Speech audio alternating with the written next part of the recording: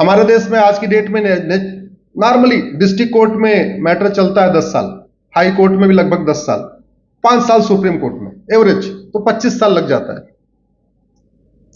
मैंने एक PIL file किया सुप्रीम कोर्ट में।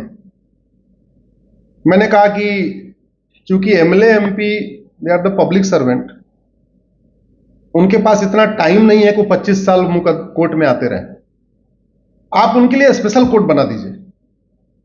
किसके लिए? एमएलए एमपी के लिए। तो ज्यादातर एमएलए एमपी हमारा विरोध करने लग गए। वैसे हर जगह उनको प्रिविलेज चाहिए होता है। मंदिर में लाइन में नहीं लगना चाहते, जल्दी से दर्शन हो जाए। एयरपोर्ट पे लाइन में नहीं लगना चाहते, फट से वेब चेकिंग बोर्डिंग हो जाए। लेकिन मैंने कहा इनको कोर्ट में लाइन में नहीं लगाना है, इनका 1 साल में डिसाइड करना है। बोले नहीं नहीं नहीं नहीं, हमको 25 साल वाले चाहिए।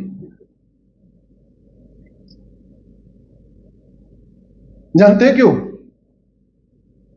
क्योंकि उनको पता था उन्होंने कुछ गड़बड़ किया हुआ है।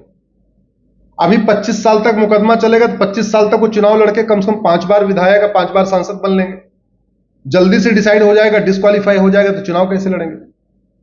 नया 2016 मैंने पीएल फाइल किया कि आप हर जिले में एक एमएलए एमपी कोर्ट बना दीजिए।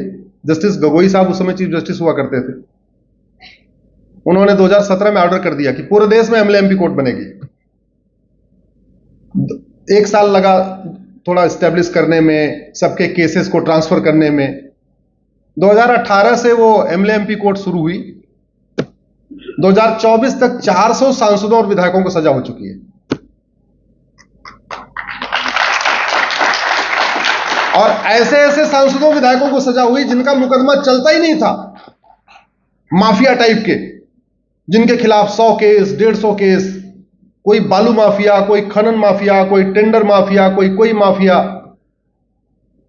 चाहे वो बिहार के सूरजभान, मुन्ना बजरंगी, अतीक अहमद, अशरफ अहमद, क्या बोलते हैं, ऐसे बड़े बड़े जो बिग शॉट हुआ करते थे, उनका मुकदमा चलता ही नहीं था।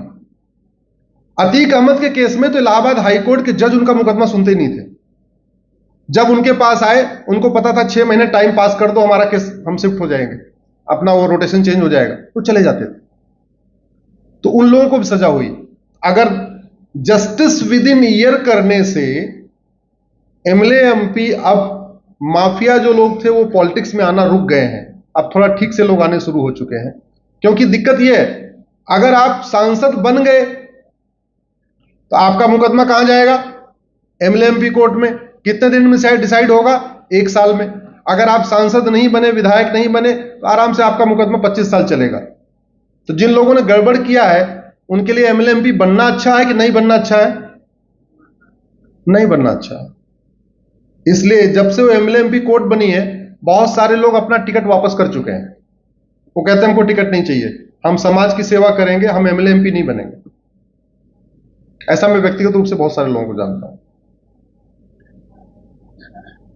हाई कोर्ट और सुप्रीम कोर्ट में डिफरेंस यह है, सुप्रीम कोर्ट आप तब जा सकते हैं जब आपका सीधे सीधे कॉन्स्टिट्यूशनल फंडामेंटल राइट वायलेट हो।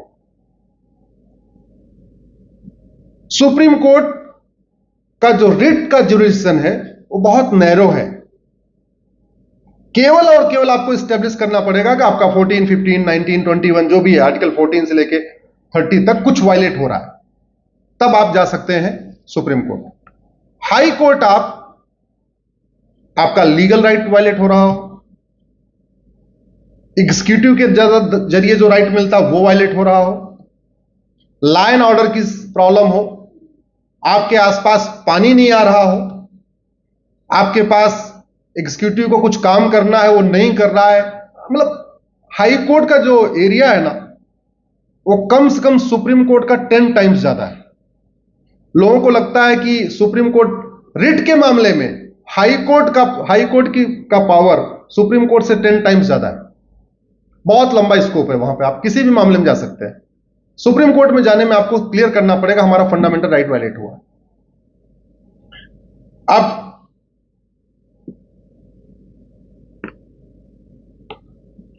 फ्रीवीज वाले मामले में जो हुआ है, इलेक्शन के पहले आपने वो स्कीम सुना कि नहीं सुना, 1 लाख रुपए देने वाली, सुना ना? भारत के ऊपर 225 लाख करोड़ का कर्जा है। हर व्यक्ति 1.5 लाख रुपए के कर्जे में है। इसके बावजूद कह रहे हैं कि हम आपको 1 लाख रुपए और दे देंगे। कहां से लाएंगे? नहीं बता रहे। कैसे लाएंगे? नहीं बता रहे। कहीं वो क्या वर्ल्ड बैंक लोन देने वाला है क्या? नहीं, कुछ नहीं पता। दे देंगे जी, आपको दे देंगे। क्यों? ऐसा क्यों करते हैं? क्योंकि कोई अकाउंटेबिलिटी नहीं है। और ऐसा इसलिए भी करते हैं क्योंकि भारत में झूठ बोलना सीरियस क्राइम नहीं है। लोग झूठ क्यों बोलते हैं? क्योंकि झूठ बोलना सीरियस क्राइम नहीं। झूठ बोलना अगर सीरियस क्राइम हो जाए तो बहुत सारी समस्याओं का समाधान हो जाएगा। इसीलिए रिसेंटली एक मैंने, बच्चों की क्लास हो गई क्या? अच्छा, क्लास है। रिसेंटली मैंने एक एक्ट ड्राफ्ट किया है, आपको दिख रहा है इस पे? इसका नाम है सतयुग एक्ट। भारत में क्या चल रहा है इस समय? क्या चल रहा है? कलयुग। और कानून का नाम क्या रखा है हमने? हमने इसलिए रखा, ये कलयुग भारत में ही चल रहा है। कलयुग जापान में नहीं है, कलयुग सिंगापुर में नहीं है,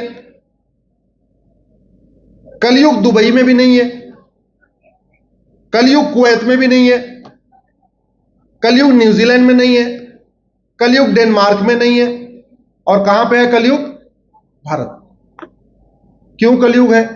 क्योंकि आप किसी के खिलाफ झूठ बोल दीजिए, कोई फर्क नहीं पड़ता। झूठी शिकायत फाइल कर दीजिए, कुछ फर्क नहीं पड़ता। झूठा एफिडेविट फाइल कर दीजिए, कोई सीरियस क्राइम नहीं हो। झूठी गवाही दे दीजिए, कोई सीरियस क्राइम नहीं है। झूठा कागज बनवा लीजिए तो भी सीरियस क्राइम नहीं है।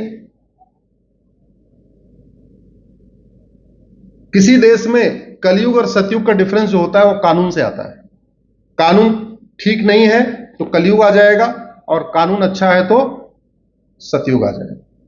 शिक्षा में संस्कार हो और कानून का खौफ हो, तभी आदमी ठीक से काम करता है। और जब आदमी ठीक से काम करता है तो फिर सतयुग आ जाता है। उदाहरण के लिए, अभी कुछ दिन पहले अमेरिका में एक व्यक्ति ने 2 शर्ट चुराया था। वहां पे चोरी की सजा 5 साल है। ये मेरे हाथ में अमेरिकन फेडरल पिनल कोड है, और ये भारत की भारतीय न्याय संहिता है। दिख रही है आपको? अमेरिका की पॉपुलेशन 33 करोड़ है, भारत की पॉपुलेशन 145 करोड़ है। अब ये अमेरिका वाला मोटा दिख रहा है या भारत वाला? जोर से बोलिए जरा। क्राइम अमेरिका में ज्यादा है कि भारत में? तो कहां का ज्यादा मोटा होनी चाहिए? मोटी होनी चाहिए, कहां मोटा होना चाहिए? और कहां का है? हाँ, अब आपको डिफरेंस बताता हूं। हमारे यहां पहले इंडियन पिनल कोड था, वहां फेडरल पिनल कोड था, वो वहां चल रहा है। हमारे यहां इसका नाम अब बीएनएस हो गया, भारतीय न्याय संहिता हो गया।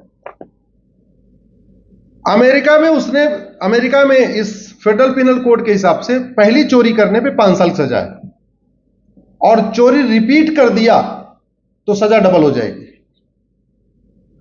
और अगर झूठ बोल दिया तो उतनी सजा और। इसलिए अमेरिका में जब डेविड कोलमैन हेडली पकड़ा गया था, जो टेररिस्ट, उसने भी कहा था हमने रेकी किया। तो वहां पर उसने शर्ट चुराया, पहली शर्ट चुराया 5 साल, दोबारा रिपीट कर दिया, शर्ट फिर से चुरा लिया, तो कितनी? 10 साल। कितने हो गए टोटल? 15 साल। लेकिन शर्ट चुराने पर उससे पूछा शर्ट चुराया क्या? उसने बोला नहीं, तो झूठ बोलने का 10 साल, तो टोटल कितना हो गया? 25 साल। हमारे यहां 70,000 करोड़ का कॉमनवेल्थ घोटाला यहीं दिल्ली में हुआ था। 1,76,000 करोड़ का 2G घोटाला हुआ था। 1,86,000 करोड़ का कोयला घोटाला हुआ था, किसी को 20 साल की भी नहीं हुई, और वहां 2 शर्ट चुराने पे 25 साल सजा। So this is the difference. हमारे यहां भी 3 दिन पहले दिल्ली में 5,500 की ड्रग पकड़ी गई है। सुना होगा आप लोगों ने, जो है ना, 5,500 करोड़ की। और परसों भोपाल में फिर 2000 करोड़ की पकड़ी गई है। इतनी तो पकड़ी जा रही है, तो पता नहीं कितनी नहीं पकड़ी जा रही है। आप गूगल कर लीजिएगा, सिंगापुर में आपको ड्रग कभी मिलेगी नहीं। आपको गूगल करेंगे तो सिंगापुर की एक न्यूज आएगी, एक व्यक्ति 900 ग्राम गांजा लेके पकड़ा गया था। कितना गांजा? 900 ग्राम, मतलब इतना सा। लेकिन आपको जो न्यूज ये मिलेगी, उसको फांसी हो गई। 900 ग्राम गांजा में फांसी, और यहां 9-9 कुंटल गांजा में जमानत। This is the difference. इसलिए सिंगापुर में सतयुग है और भारत में कलयुग है।